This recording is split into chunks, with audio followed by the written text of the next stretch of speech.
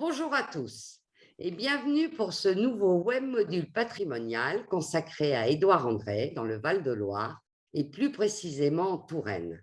Cette conférence sera animée par Florence André, descendante du grand paysagiste et historienne des jardins. Florence a travaillé sur Édouard André avec Stéphanie Courtois, avec laquelle elle a fondé et anime toujours l'association Édouard André. Le livre collectif Édouard André 1840-1911, un paysagiste botaniste sur les chemins du monde, est d'ailleurs encore disponible auprès de l'association. Et maintenant, laissons-nous guider sur les pas de ce grand paysagiste. Édouard André en Touraine. Le lien que le paysagiste botaniste Édouard André a tissé avec la Touraine s'est ancré très tôt dans sa vie.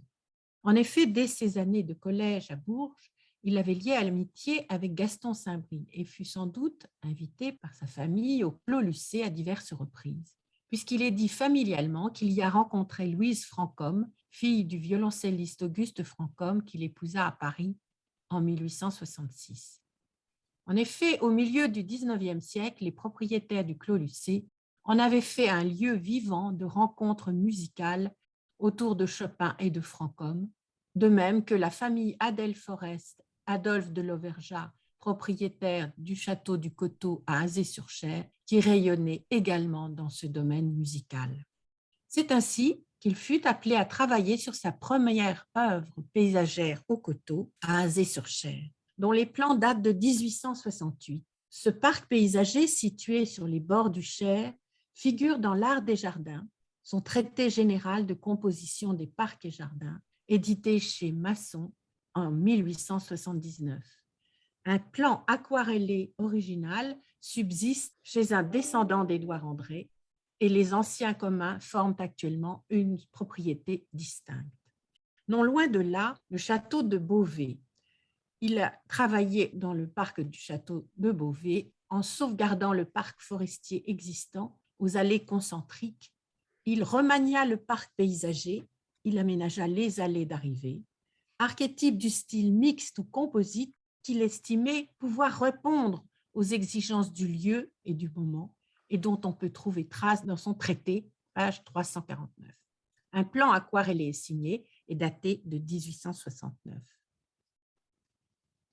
Un petit rappel sur sa formation. Édouard André, né à Bourges dans une famille de pépiniéristes horticulteurs, avait fait son apprentissage dans le métier de paysagiste auprès d'André Leroy à Angers, qui non seulement avait créé une très importante pépinière d'arboriculture de renommée internationale, mais encore réalisa de nombreux parcs dans la région. Par ailleurs, il se forma en botanique auprès de M. Borot, directeur du jardin botanique d'Angers, et c'est ainsi qu'en 1900, on lui propose de réaménager le jardin botanique en un parc public, le Jardin des Plantes, suite à un ouragan. Il fut heureux de rendre à la ville d'Angers une part de ce qu'il avait reçu dans sa jeunesse, ce qu'on trouve dans l'histoire des jardins d'Angers de La Rousselière. Ce parc fort vallonné, aux arbres rares et séculaires, est encore un très beau lieu de promenade dans le centre-ville d'Angers. Son année de formation au Muséum d'histoire naturelle de Paris, en tant qu'élève jardinier auprès de Dequesne, le mit en contact avec les services de la ville de Paris, où il fut engagé par Adolphe Alphand comme jardinier principal en charge des serres en 1860. Moment décisif de sa vie, où il put prendre part à l'essor sans précédent de l'aménagement des parcs de la capitale. Il devint le bras droit du paysagiste Jean-Pierre Barrier-Deschamps, puis obtint la direction du chantier de plantation du parc des Buttes-Chaumont. L'exposition universelle de 1867 lui permit de prendre toute sa place, d'autant plus qu'à ce même moment, il gagna le concours international, la création du Sefton Park à Liverpool, dont il obtint la réalisation. Dès lors, en 1868, il créa sa propre agence et quitta les services de la ville de Paris pour se consacrer à ses propres travaux, ayant ainsi d'emblée une envergure internationale sans pour autant oublier la Touraine. Je fais un petit rappel des deux expositions qui ont été présentées en 2017 dans le cadre de la saison Jardin en Val-de-Loire. André Leroy, une gloire française du renouveau horticole et paysager au XIXe siècle, était une exposition itinérante en 6 panneaux réalisé par l'historienne de l'art Isabelle Lévesque à l'occasion donc de cette saison.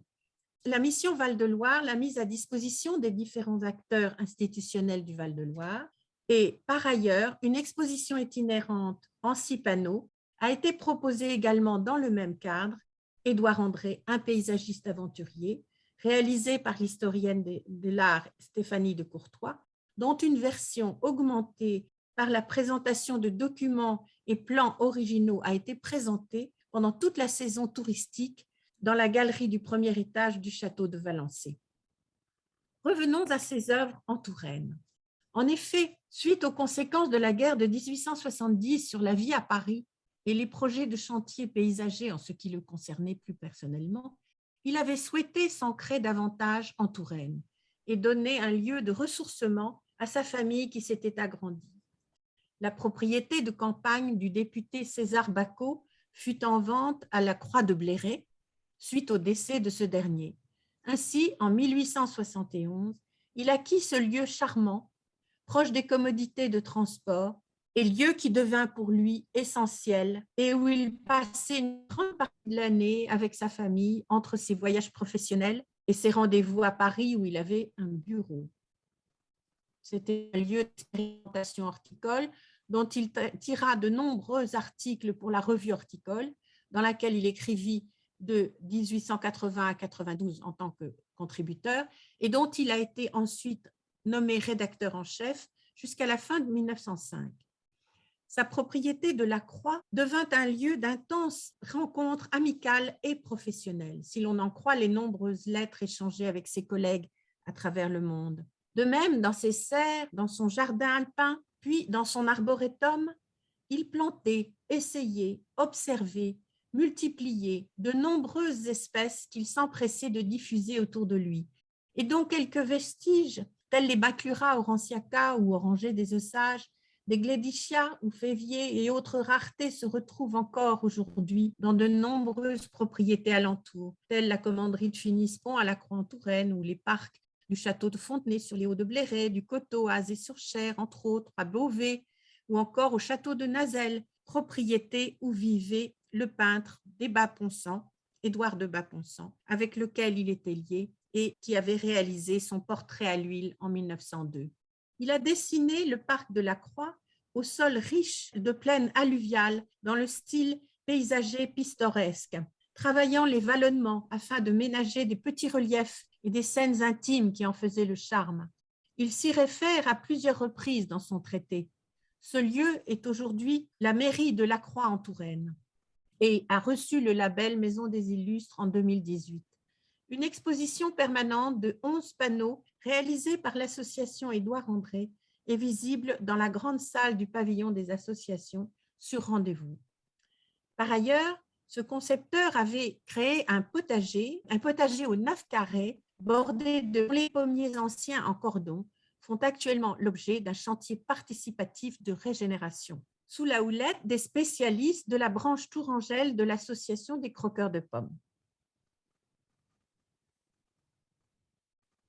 À Ballon-Miret, Édouard André fut appelé à intervenir sur le parc de Bois-Renaud, propriété de l'avocat Édouard Dalloz, allié à l'imprimeur Paul Mam, alors maire de Tours, et dont la propriété des touches au vaste parc dessiné en 1869-71 par Eugène Buller, jouxtait Bois-Renaud, l'ensemble étant entouré d'un long mur d'enceinte.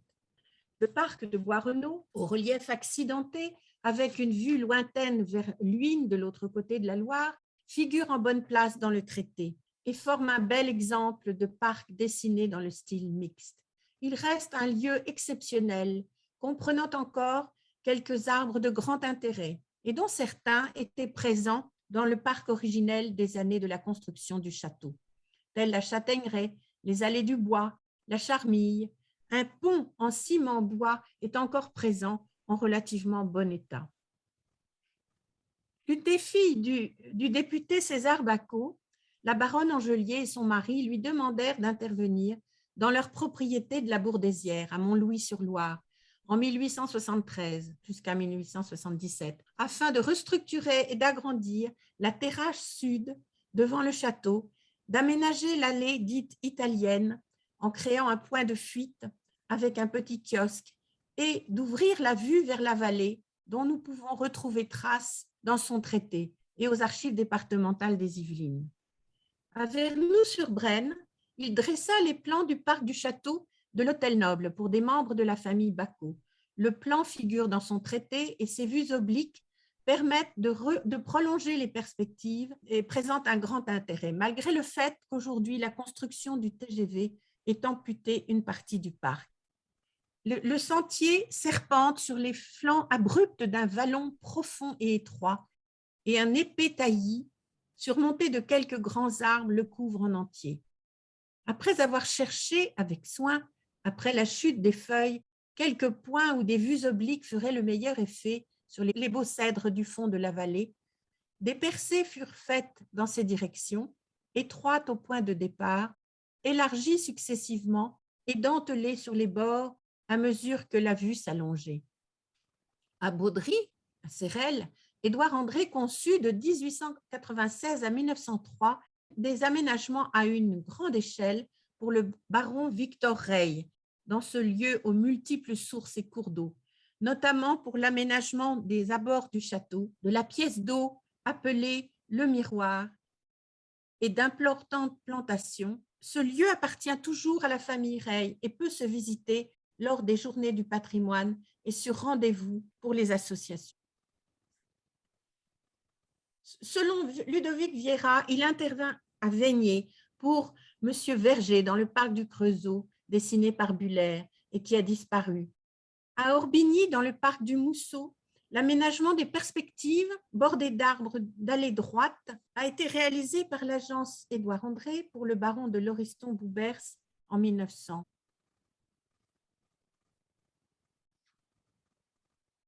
L'intervention à Mouzet dans le parc de Beautertre en 1905, que cite Ludovic Viera, et de même que l'intervention dans le parc de Cangé à Saint-Avertin pour le comte de Pourtalès, et aujourd'hui propriété de la ville de Saint-Avertin. À Noisy, René-Édouard André fut appelé à intervenir sur le parc et les parterres du château en 1912, selon les carnets de rendez-vous de René André. Le travail d'Édouard André, s'il a eu lieu précédemment, n'est pas renseigné pour le moment.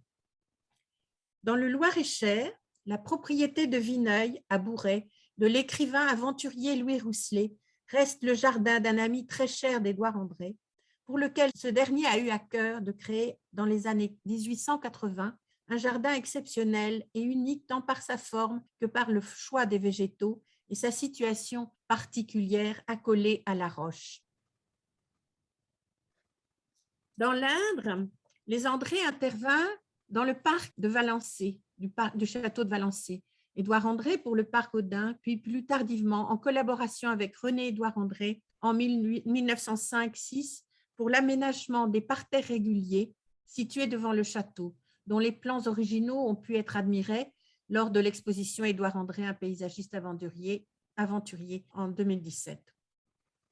Une des œuvres majeures d'Édouard André s'étalant sur plusieurs décennies, le dessin du parc du château du Lude, situé à l'orée de la Sarthe, où sont réunis tous les différents aspects de son art, dans le style mixte, composite, alliant les longues perspectives boisées, les vues sur le grand paysage agreste, les parties pittoresques près du Loir, les parterres réguliers situés le long du Loir, anciennement le potager, et enfin le potager qu'il a créé au dessin régulier, bordé de pommiers en cordon et de buis taillés.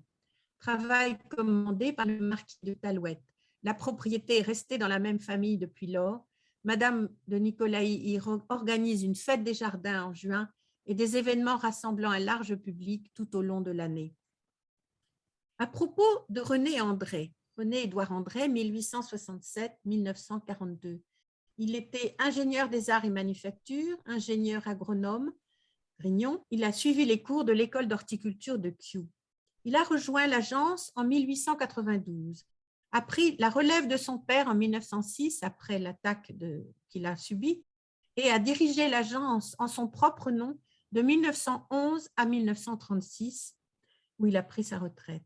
Malgré sa forte implication nationale et internationale, René-Édouard André garda l'ancrage familial tourangeau et en outre se consacra avec passion au sauvetage de la pagode de Chanteloup en 1910,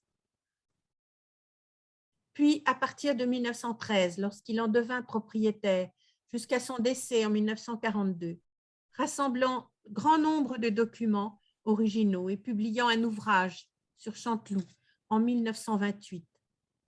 À la Croix-en-Touraine, René-Édouard André réalisa entre 1910 et 1914 le parc de la Hercerie, longeant le ruisseau du Moulin de la Croix pour la famille d'Argent de Fontaine, parc forestier où le relief accentué et la présence de l'eau suscitent des effets intéressants, encore aujourd'hui.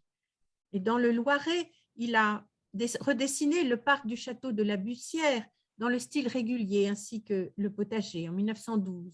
La famille de Chassevard-Bommelard, aujourd'hui, possède les plans de ces aménagements. Et par ailleurs, non loin de la Touraine, on lui doit une œuvre importante avec le plan d'aménagement urbain de la ville d'Angers et la création du vaste parc de la Garenne-Saint-Nicolas en 1936.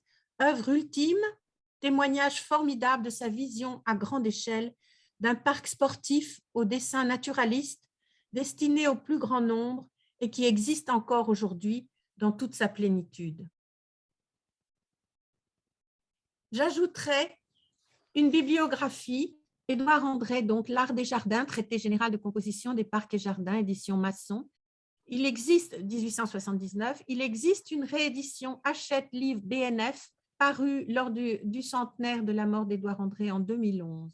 Le voyage d'Édouard André en Amérique du Sud, son voyage botanique, il s'est réservé la description des broméliacées et a publié un ouvrage, Broméliacées Andreanae, aux éditions Masson en 1889, qui a été réédité en américain à Berkeley en 1983.